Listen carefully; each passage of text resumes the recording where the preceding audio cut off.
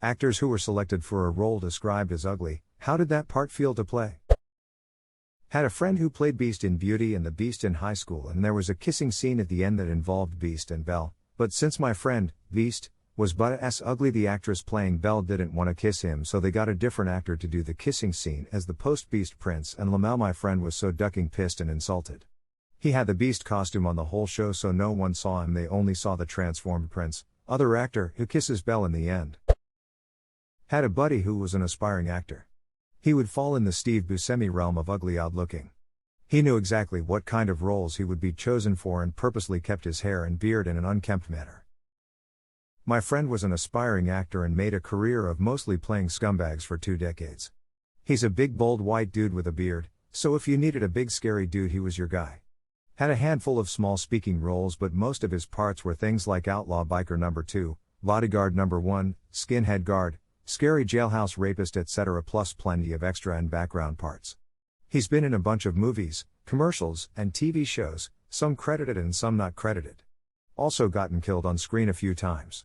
One of the nicest dudes I know, so him playing so many scumbags is hilarious to us. Especially hilarious since he's a teacher now. I know a guy who got the part in a major motion picture that was described as albino-looking inbred kid. It launched his career. Edit, nobody actually guessed it yet. I do background extras type acting, and despite being late 30s, average everything woman, I get more work than a hot college girl because I look more like the average diner customer, mom in a grocery store, wife of older biker gang member at a wedding, weathered bartender, etc. that most movies and TV shows need. I don't mind in the least. Sure, I'm not sharing any on-screen kisses with whatever a list actor, but guess what, I got to meet them and that's cool as duck to me. Sounds like you are in a nice little niche, good for you. Amazing to think about, that being average is a niche. Huh. My mother had a casting call that specifically told her to just roll out of bed and not wear makeup. She is in position in a barroom and the scene begins. It's a detective noir theme with the protagonist actively narrating his actions via asides. He walks in, I'm in a room full of unattractive women. She shouldn't feel too bad, Hollywood ugly is like a 7. An 8 with glasses. It wasn't ugly per se, but I showed up thinking I was an extra wandering through a fertility clinic, put extra work into my makeup hair because you never know, and there was a slight scene switch. I was tapped to play woman giving birth, so the first thing the crew did was mess up my hair and make it look like my makeup was running. I ad-libbed a few lines during the 2 hours it took to capture my 25 seconds on screen, but I got in the credits. Is there any type of career importance for getting into the credits? Helps you qualify for the Screen Actors Guild and certain unions. Right. And this is a very big deal for a career. How much does an actor get paid for being on screen for 25 seconds? Screen time doesn't dictate pay. For most actors on small projects, they'll get paid by the day. Doesn't matter if they never even make it into the video. Background actors will be paid way less than leads. Now this can vary wildly and it's tough to even ballpark how much they would make. Super small stuff? A few hundred maybe. From there, it starts getting into SAG payment levels, which is a whole mess of different budgets, project types, residuals, and all kinds of other factors that govern how much they'll make. Long story short, we've paid actors anywhere from a few hundred to several thousand, and we mostly do music videos and small commercials. For a broadcast commercial we recently bid on, the leads would be paid $50K, $80K depending. $80K for a commercial. That's insane. I worked with Central Casting Law for a couple of years, background, and generally I made $100 a day. Stories like these are very few and far between. Took a role as the comedy relief homely sister for a shitty play where I was the butt of most of the jokes. It kind of killed my self-esteem during rehearsals, especially since the girl playing my supposedly Hollywood starlet-esque sister liked to brag about being the center of attention and getting a bunch of solos. But I put work into the role nonetheless and tried to have fun with it as best I could. When it came time to actually perform on stage, I got the most laughs and the most praise after each showing while my sister awkwardly stood off to the side. In the end, it didn't feel so bad after all. I mean, Danny DeVito is one of the most loved actors out there. You don't have to be hot to be amazing. Your second sentence doesn't seem connected to your first sentence, unless you are implying something ridiculous about the man who played Officer Goodbody. The man exudes sex. There's ugly, and then there's Hollywood ugly. Hollywood ugly is an Oklahoma 9. 1 million upvotes. I'm a 9 in the Habunk, Texas town my mom lives in, but in law I'm maybe a solid 4.5 lol, but also crying. I'm a 6 on a good day in Pennsylvania. I was the ugly duckling in my high school's production of Shrek the Musical. I was mostly concerned with perfecting my waddle. My man. I got a role once for being ugly and obese. I was okay with it. I know what I am. And the paycheck certainly salved any sad feelings I might have had.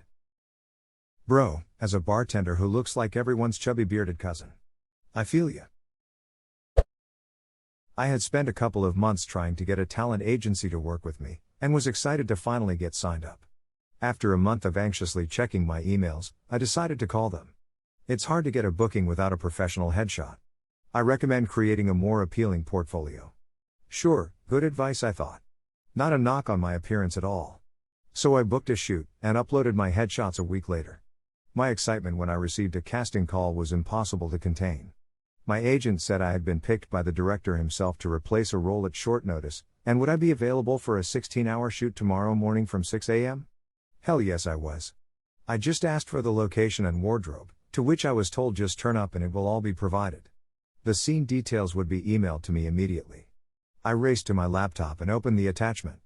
Underworld resident, dead, face down in a field, that was it. The lead actor stepped over me 12 times to get the take right. It had rained the night before, and my face was numb from the Vancouver fall morning. No one saw me, because the hood of my costume covered my face. I smiled the whole time. It was my first ever role. Great story, emotional roller coaster, redemption in the end. Love it. I wasn't assigned an ugly role, but I was told that I looked snarky. The director and producer both told me, at a first glance, you look like a major dick. I wasn't exactly flattered by this, but it helped me land my first acting gig, so I dunno. Resting dick face? He's got a flaccid look to him. A buddy of mine was told he couldn't get a good guy part because he wasn't handsome, hence very plain looking. It messed him up a bit, but he rebounded now, does props for shows like The Walking Dead, was even one of the walkers. He seems legitimately happy now. Edit, didn't know this until someone brought it up that this was one of the top comments. My first ever thanks for the upvotes, guys, it means a lot. The pain came when he was cast as a walker and only needed 5 minutes in makeup to look realistic. How we gonna make this guy look slightly less dead? It's the living dead, not the dead dead. I do some acting here in Los Angeles. Usually, garbageman, or mechanic, or hardware store guy. I get calls for diabetes medication commercials. That's kind of depressing. Other than that, I don't mind. We all have a type. And I get to work with people who I have idolized my whole life sometimes. The thrill of being on a movie or TV set far overcomes any self-conscious feelings I might have because I look like a shabby nobody. And when I die, my kids will be able to see me on Netflix or wherever, doing something I really loved. I wish I got to do it a lot more often.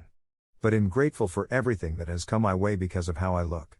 My wife is super cute, and she doesn't mind how I look, so that's really all that matters to me at the end of the day. My wife is super cute, and she doesn't mind how I look, so that's really all that matters to me at the end of the day. That's completely adorable. I hope to meet someone like that one day. There is that one actress, Lucy Punch, who is not ugly in the least, who has made a career of playing the evil stepsister in every Cinderella type movie she possibly can, because she loves playing that role so much. Even if it's supposed to be an ugly role. I really don't think actors care. Lucy Punch loved her character in Hot Fuzz, God rest her. That laugh is perfectly annoying. We just sat through 3 hours of so-called acting and the kiss was the only convincing moment in it. Marcus Carter's big brother said he'd fingered her up the duck pond.